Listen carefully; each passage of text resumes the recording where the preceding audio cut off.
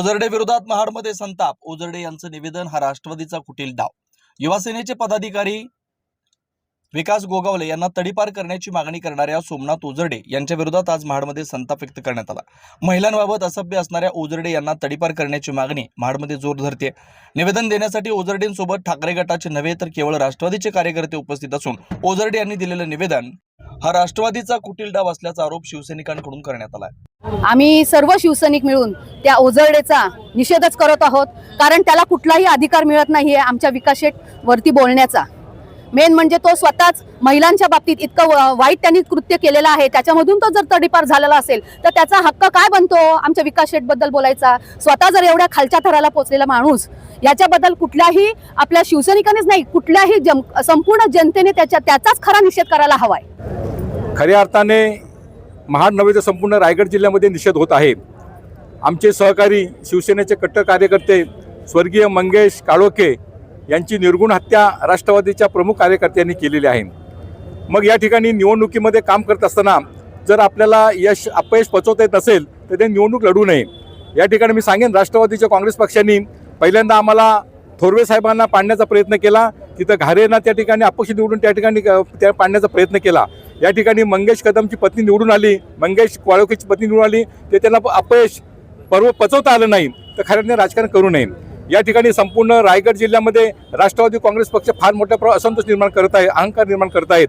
आपण पाहिलं बीडमध्ये झालेली अत्याचार राष्ट्रवादी काँग्रेस पक्षाचे प्रदेशाध्यक्ष पाठिंबा करत आहेत। सूरज चव्हाणचे झालेलं क्रूर काम त्याला सुद्धा राष्ट्रवादी काँग्रेस पक्ष त्याला पाठीशी घालत आहेत।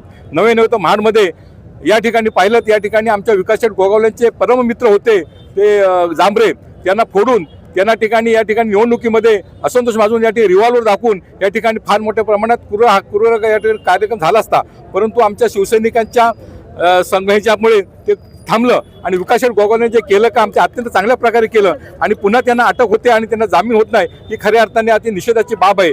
मी न्यायालयाला आणि आदरणीय मुख्यमंत्री आदरणीय मुख्यमंत्री विनंती करेन की खऱ्या अर्थाने जर खरं कोण आहे आणि खोटं काय ते खरं निष्पन्न झालं पाहिजे आणि म्हणूनच या मंगेश काळोखे याची निर्गुण हत्या केली आहे, त्यांना फाशी शिक्षा ताबडतोब झाली पाहिजे, ही आमची शिवसेनेची मागणी आहे। या ठिकाणी सांगेन, जो ओझरडेला काय अधिकार आहे विकास गोगावलेंना या ठिकाणी तडीपार करण्याचा? जो ओझरडे महिलांची छेडछाड करतो, जो ओझरडे महिला आंघोळ करत असताना त्यांची विकृत कृत्य करतो, अशा ओझरडेला तडीपार करावं, अशा प्रकारची आमची शिवसैनिकाची मागणी आहे। आणि खऱ्या अर्थाने या ठिकाणी प्रशासनाने ते दखल घ्यावी आणि ओझरडेला या ठिकाणी रायगड जिल्ह्यामधून तडीपार करावं, अशा प्रकारची आमच्या शिवसेनेची महाड विधानसभा मतदारसंघाची आणि सर्व लोकप्रतिनिधींची या ठिकाणी मागणी आहे। आपण या सगळ्या गोष्टीचा खरोखर जर का व्यवस्थित जर का अभ्यास केला असेल तर आपल्या लक्षात आलं असेल, जी काही मंडळी कलेक्टर ऑफिसला गेली होती, या कलेक्टर ऑफिसला गेलेल्या मंडळीमध्ये तुम्ही जर का बघाल तर 99% मंडळी ही सगळी राष्ट्रवादी काँग्रेस आणि काँग्रेसची होती। उबाटा गटाचं कोण होतं याच्यामध्ये? उबाटा गटाचं कोणीही त्या प्रसंगी तिथे कलेक्टर ऑफिसला उपस्थित नव्हतं, फक्त हा एकटाच सोमनाथ ओझरडे तिथे उपस्थित होता। म्हणजे खऱ्या अर्थाने हे जे म्हणतात सर्वपक्षीय मागणी आहे, ही खरोखर सर्वपक्षीय मागणी आहे का? तर ती तशी नसून ही फक्त राष्ट्रवादी काँग्रेसची मागणी आहे। 100% माझी अशी खात्री आहे की याला कोणीतरी याचा बोलवता धनी कोणतरी वेगळा आहे आणि त्याच्या माध्यमातून ओझरडे हा चांगलं बोलणार आहे म्हणून त्याला ते त्या पद्धतीने प्रमोट करून त्याच्या पद्धतीने ते सगळं मांडणी करण्यात आलेली आहे। परंतु माझ्या मते ही फक्त राष्ट्रवादी काँग्रेसची मागणी आहे, ही सर्वपक्षीय मागणी असूच शकत नाही। पोलीस शहरातील कडवट शिवसैनिक स्वर्गीय मंगेशजी काळोखे यांची राष्ट्रवादी काँग्रेस पक्षाच्या पदाधिकाऱ्यांची निर्गुण हत्या केली।